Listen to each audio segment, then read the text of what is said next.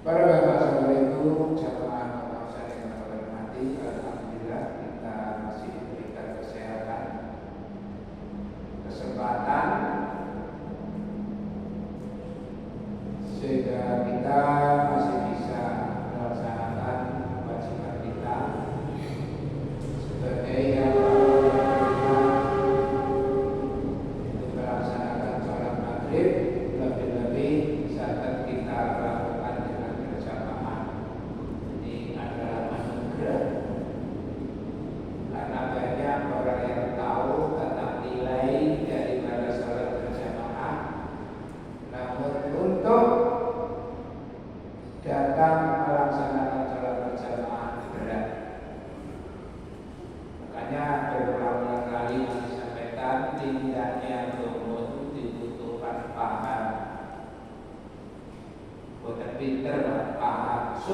syukur pinter.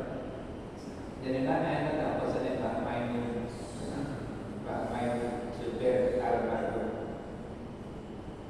Apa perlu nih dadi wong pinter tapi ora bener.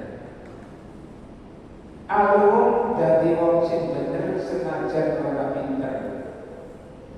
Syukur-syukur dadi wong sing pinter lan dadi wong sing bener. Kata-kata itu kedengarannya itu. Jadi wong sing bener itu aneh. Aneh wong pinter tapi lakone gak bener. Senengane ngrasani wong kata-kata. Gaene wong sing gak dicatat. Angger wong dicatat. Wong pinter tapi itu boten bener.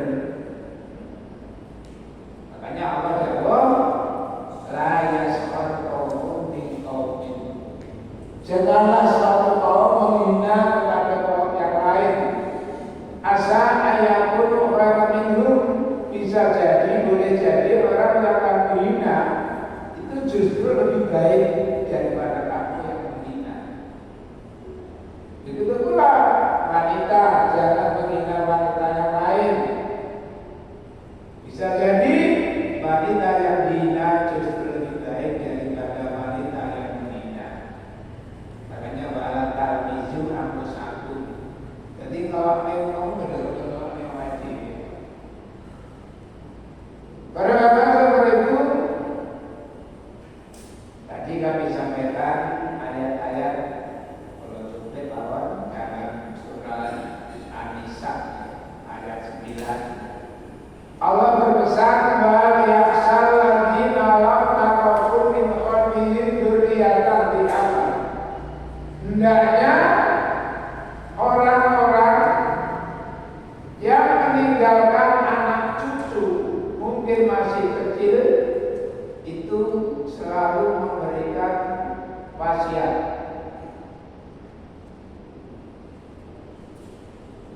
Kalau yakin Pak, sebagai kepala keluarga ini sering berdoa Rabbana hab lana min azwajina wa dzurriyyatina qurrata a'yun wa ja'alna lil muttaqina imama. Ya Allah, berikanlah untuk kami dari istri dan keturunan kami pandangan mata yang segar. Duwe anak bojo semangat ibadah. Itu satu kebanggaan. Anda malih ayat sebelumnya kapan buka surat Tur. Surat Tur itu surat kita. Surat At-Tur.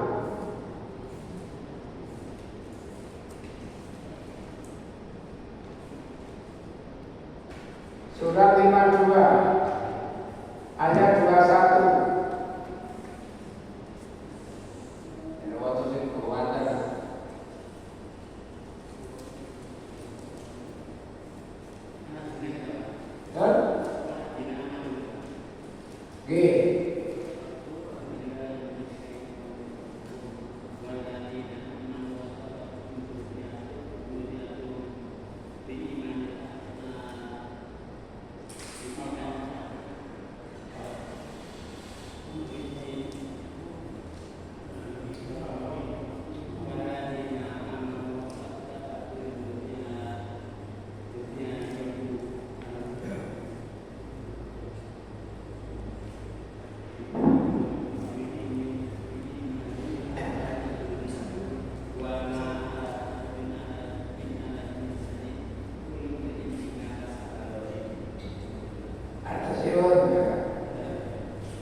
Artinya saja Pak, Anda terjemah dan orang yang beriman beserta anak cucu mereka yang mengikuti mereka dalam keimanan, kami pertemukan mereka dengan anak cucu mereka di dalam surga, dan kami tidak mengurangi sedikit pun pahala amal kebajikan mereka setiap orang berdekat dengan apa yang dikerjakannya.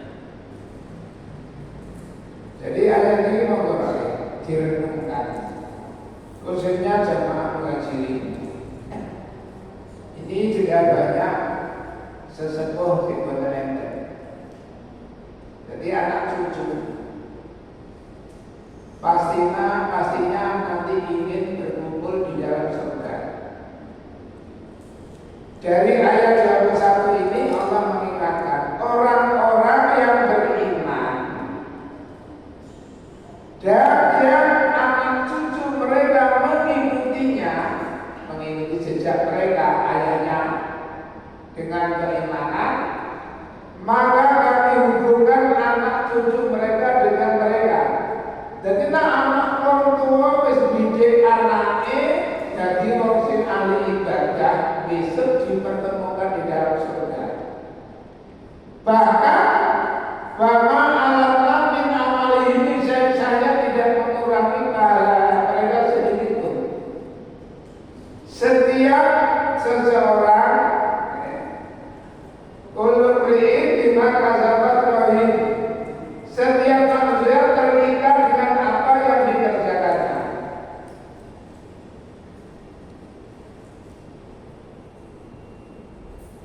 Jadi ngapunten ini benar-benar sampai beberapa waktu yang lalu saya berpikir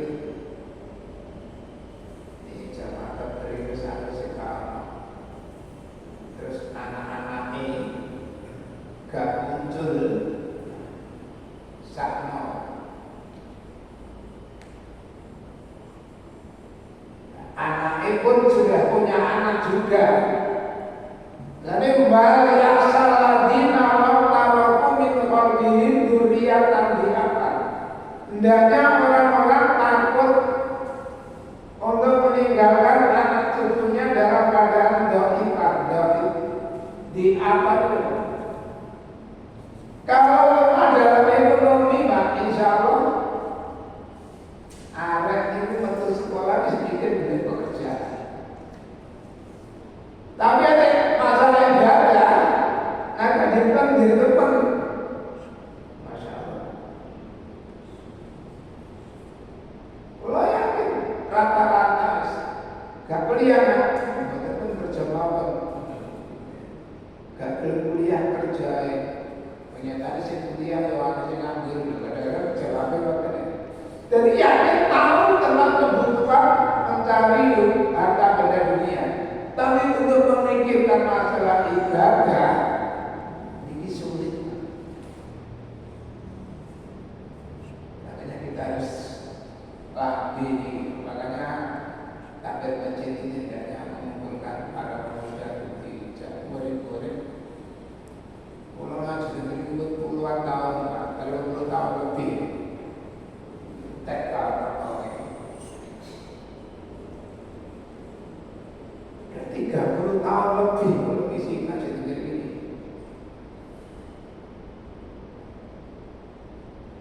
Kita bahasa ini tahun kira mulai ngaji.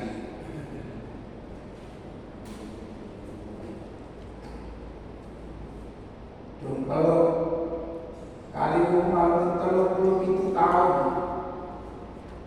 gratis pokoknya pekatan anak cilik.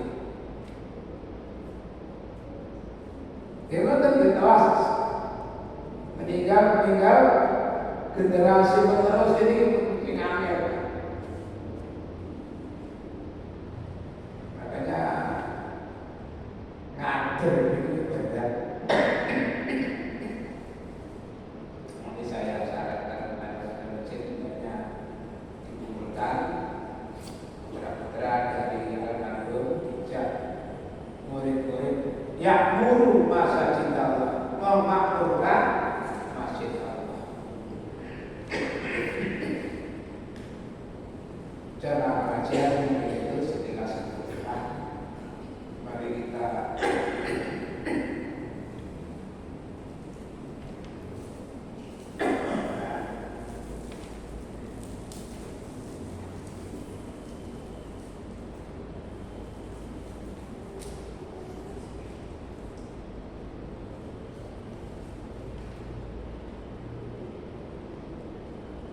A'udzubillahi minasyaitonir rajim.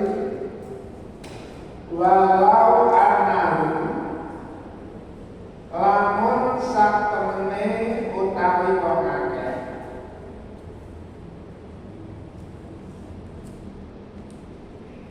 iku radu seneng sapa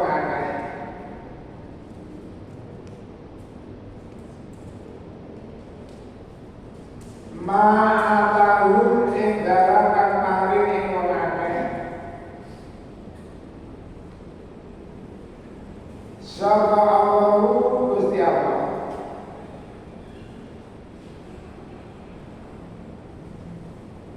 Wa rasuluhu lan utusane Allah.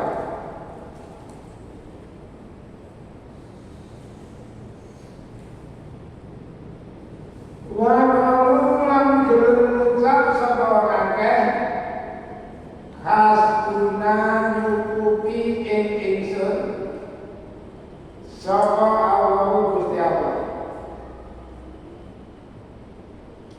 Sayutina bakal paring sapa Allah, bakal paring ing ingsun sapa Allah.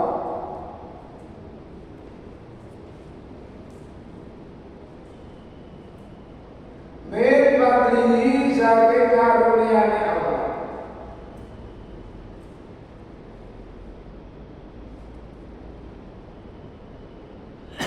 Wa rasuluhu lan utusane Allah.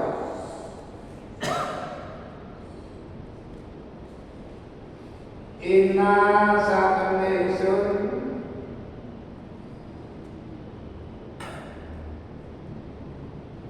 Ilallahi maring Gusti Allah iku rohiduna wong kang seneng kabeh. Rohidun berharap.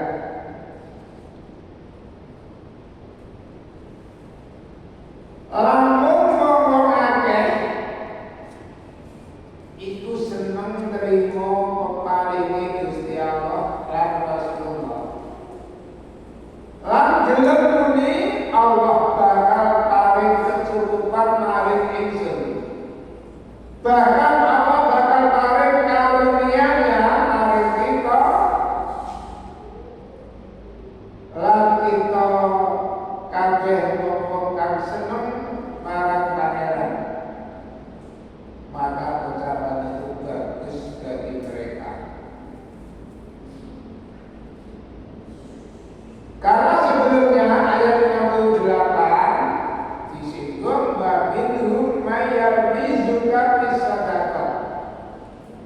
Dari golongan orang-orang yang mengikuti kamu, golongan munafik, orang yang suka mencela tentang sedekah. Jika mereka diberi senang, namun jika tidak diberi mereka marah-marah. Makanya ayat 59, seandainya mereka suka dengan pemberian dari Allah dan Rasul serta mengucapkan kalimat Allah akan mencukupi kita dan Allah akan memberikan kepada kita karunia-Nya dan kita adalah atau kami adalah orang-orang yang berharap kepada Allah. Tentulah yang demikian itu baik bagi mereka. Karena sesungguhnya innama sadaqatu. Sedekah di sini maksudnya zakat. Ya. Makanya banyak orang yang masih salah dalam menunaikan zakat. Zakat langsung diberikan A, B, C. Sama. Serahkan kepada amil zakat. Nanti makanya di bagian zakat itu dibagi menjadi 8 bagian. Karena dikira A, B, C dianggap itu fakir. Padahal bukan milik orang pakai pikir saja.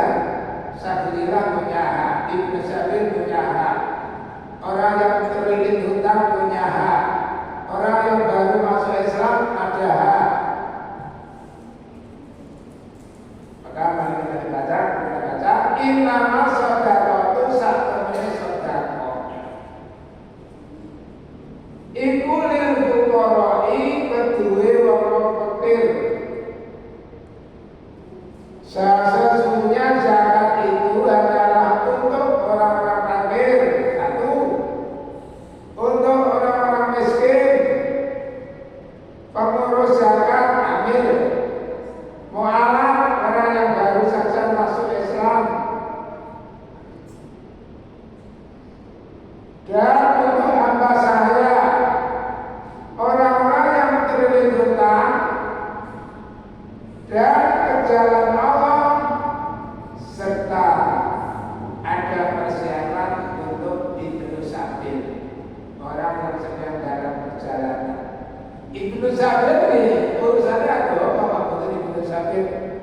Pulau ini sering Pak telepon ini Assalamualaikum. Ujung-ujungnya ini Pak, ini jalur duit saya di samping. Pun betul kena dihitung. Saya ini alhamdulillah. Oke, kalau mana ini jalan kalimat innama shadaqatu sa'amane shadaqah zakat iku lil fuqara'i untuk orang-orang fakir wal masakini juga untuk orang-orang miskin wal amilin amil orang yang membagi. Nah, yang membagi nanti berapa orang misalkan nanti itu satu bagian dibagi menjadi berapa orang nanti. Wal mu'alafati laporkan mu'alaf qulubuhum maksudnya orang yang ditaklukkan.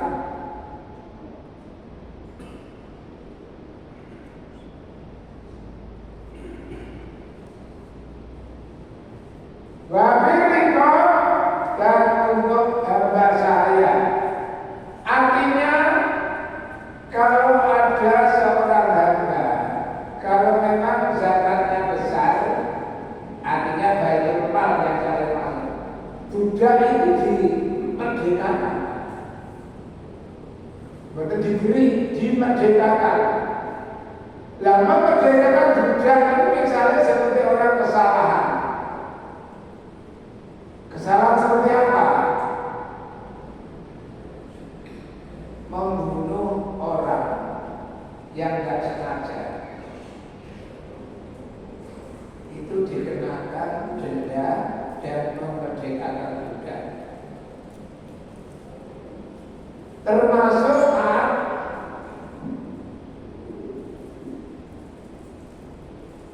orang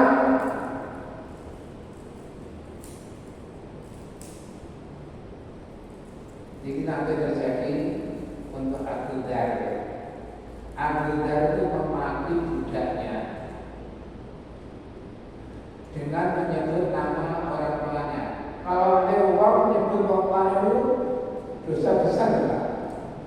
Oh dasar lewat bener misalnya. Nanti yang dimaki balas kan? Ini kata Nabi sama saja anak itu memaki orang tuanya sendiri. Itulah adab. Jadi ngelawan wong anaknya wong gak waras, sing dilawan balas. Padha pegana wong sampel. Padha kalau wong tuane dhewe.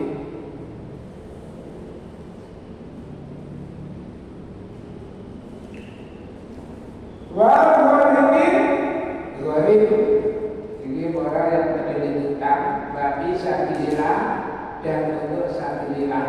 Sabilillah itu kalau ingat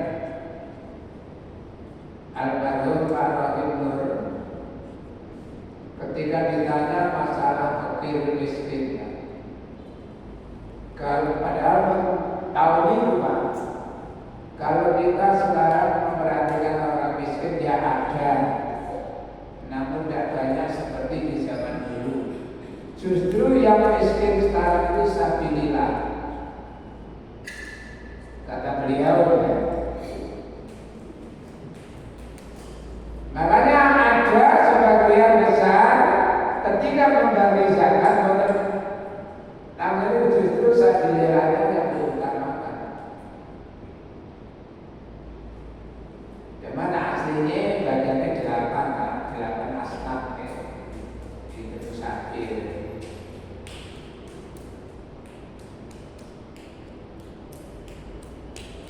Paridatan merupakan keharusan minallahi saking Gusti Allah.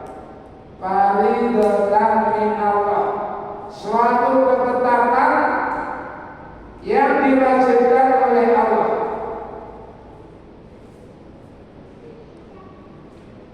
Jadi kalau diberikan perorangan itu seakan-akan saya kemarin diberi zakat A, bukan ambil.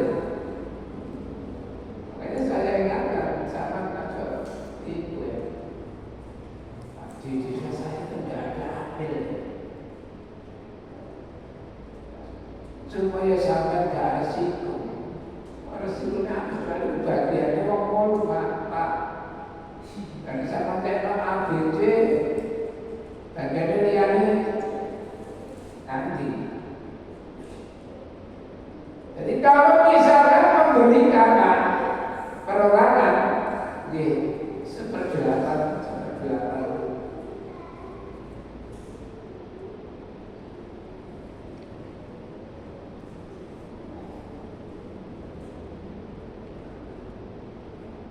Wallahu utawi Gusti Allah alimun mirsani hakimun lagi maha bijaksana.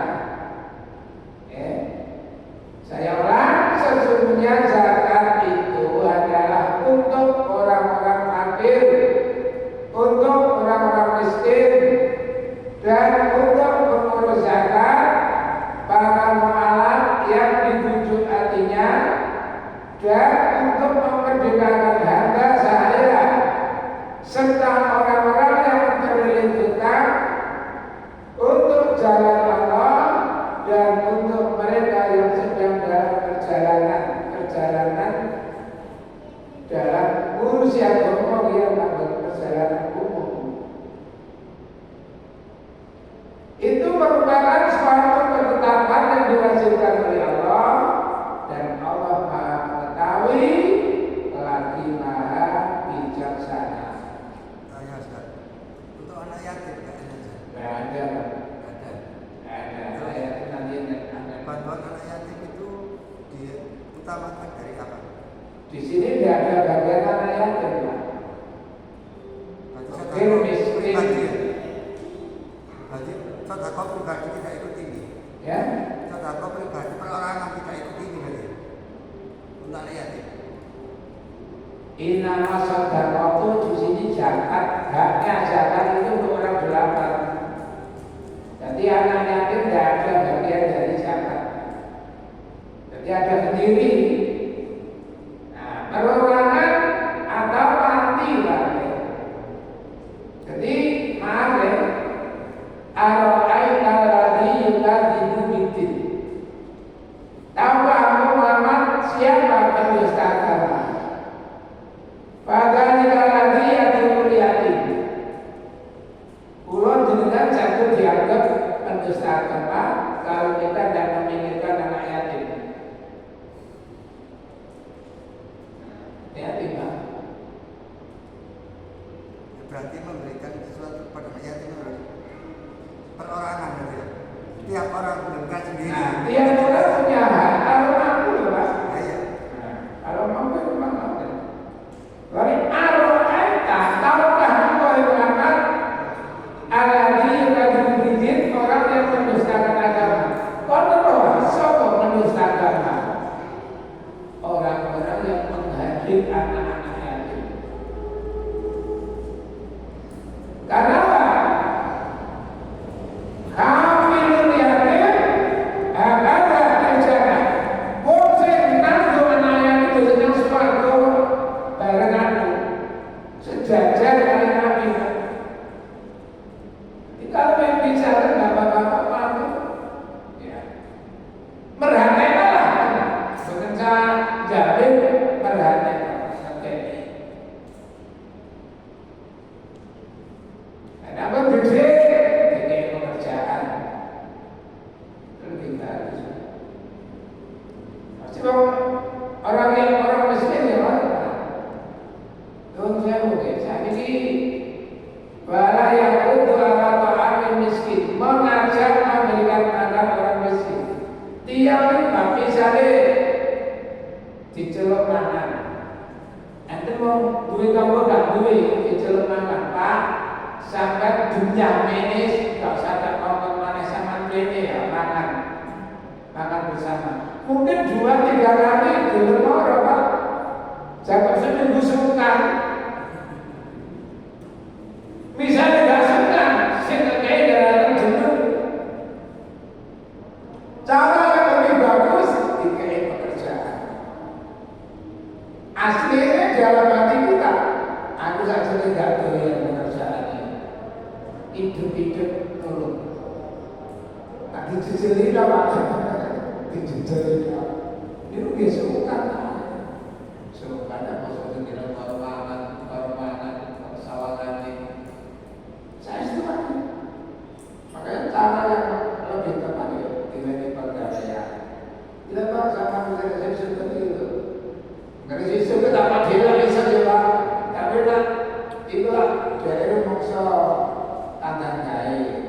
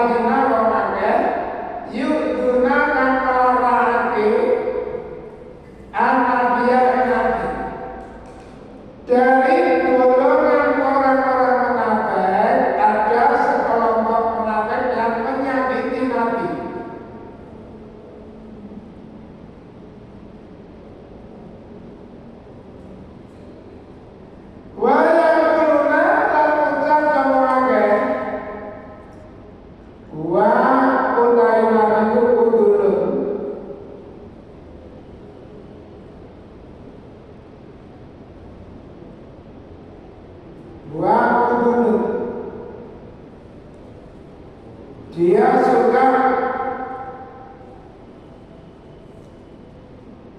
mendengarkan. Karena di sini Nabi suka semua apa yang didengar.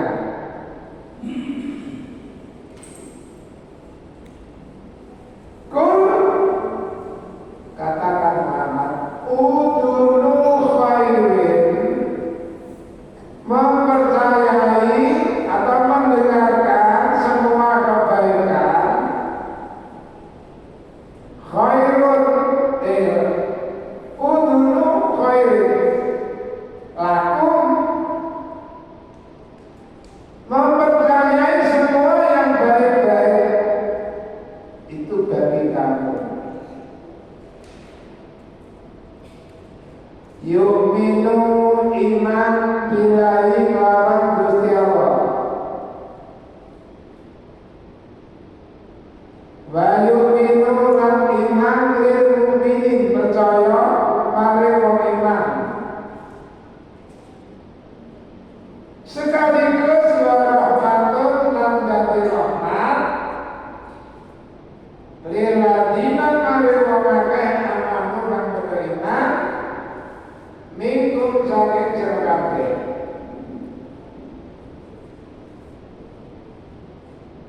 Di antara orang-orang munafik ada orang yang menyakiti Nabi dan mengatakan,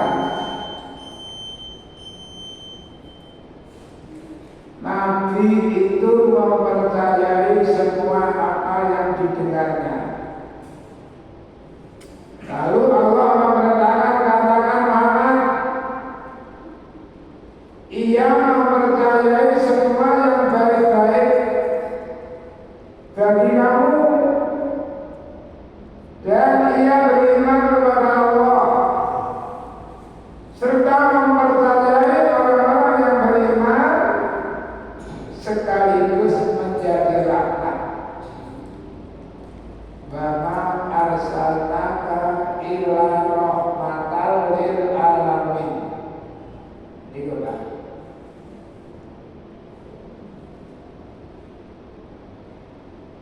Udhunu khairin aku, mendengarkan yang baik-baik untuk kamu. Dan Nabi itu beriman kepada Allah serta mempercayai orang-orang yang beriman sekaligus menjadi rahmat bagi orang yang beriman dari kalian. Dan ingat, waladina utawi wong akeh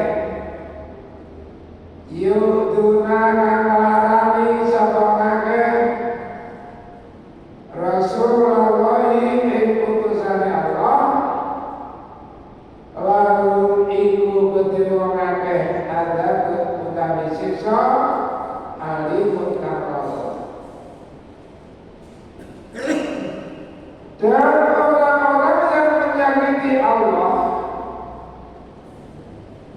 menyakiti Rasulullah, maka bagi mereka ada yang pedih. Ayat ini ada sebab nuzulnya Pak. Ayat 61. Ayat ini turun berkenaan dengan seorang munafik yang bernama Naftal bin Haris yang rajin menghadiri majelis Nabi.